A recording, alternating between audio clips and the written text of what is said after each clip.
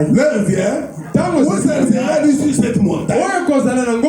Et à Jérusalem, que vous adorerez le Père. Vous adorez ce que vous ne connaissez pas. Vous voyez que quelqu'un peut adorer. Connaître qu'est-ce qu'il adore. Jésus dit vous adorez ce que vous ne connaissez pas.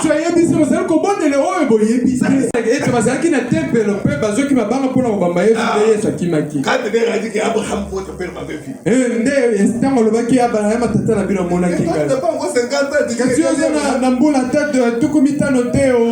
Ils ont pris des pierres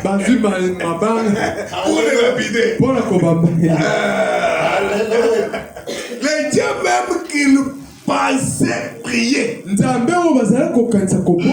dieux même qui les adoraient. Ils ont pris des pierres pour les lapider. C'est grave. Hébreux 5, verset 11. Écoutez ce que Paul dit. Paul dit ceci. Nous avons beaucoup à dire là-dessus. Et des choses difficiles à expliquer. Il y aura des choses difficiles que nous allons dire ici. Paul nous l'a dit déjà bien avant. Paul dit que nous avons beaucoup de choses à dire. Des choses difficiles à expliquer. Rentrons d'abord. Des millions d'années derrière. Et voyons qu'est-ce qu'il y avait.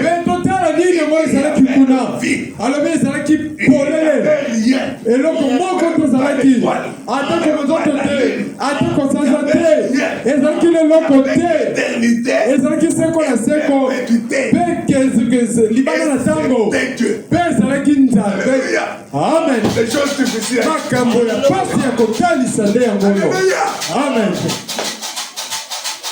Il était là au commencement. Écoutez, Frère Branham dit, sortons maintenant, tenons-nous sur les bords de cette rampe. Frère Branham est en train de nous parler comment Dieu avait engendré son fils. Oui, quelques temps après, je commence à voir une petite lumière sacrée. Petite à l'eau. Quelque chose comme cela. En regardant avec les yeux spirituels, c'est une petite lumière blanche qui se forme là-bas. Et nous voyons qu'est-ce c'est ça que les lecteurs de la Bible appellent les logos. Ou loin. Ou l'onction. Une petite lumière se déplaçant. C'était la parole de Dieu. Alléluia. Maintenant, Dieu donna lui-même naissance à ce fils qui existait avant qu'il y ait même un atome.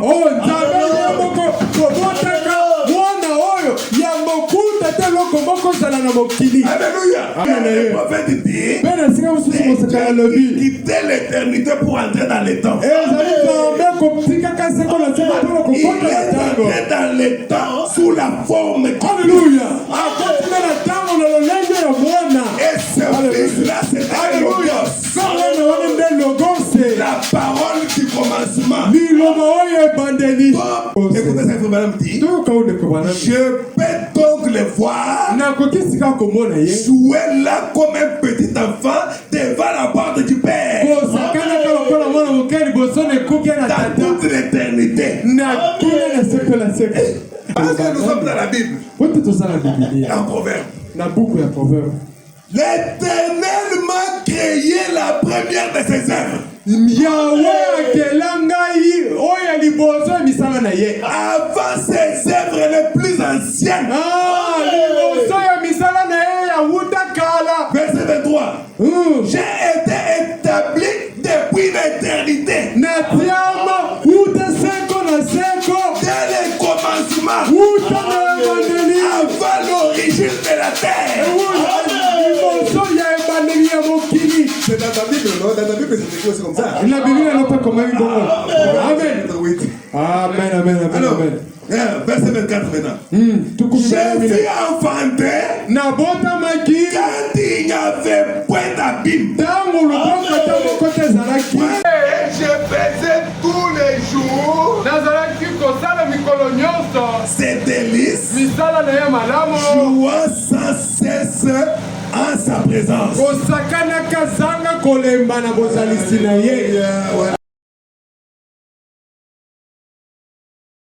Dieu vous bénisse. Dieu vous comble. Dieu vous remplisse. Dieu soit avec vous. Et que le Seigneur Jésus-Christ puisse remplir tous vos cœurs. Accorde à chacun selon le désir de son cœur. Et que vous soyez bénis. Bénis. Allez de succès en succès. De gloire en gloire.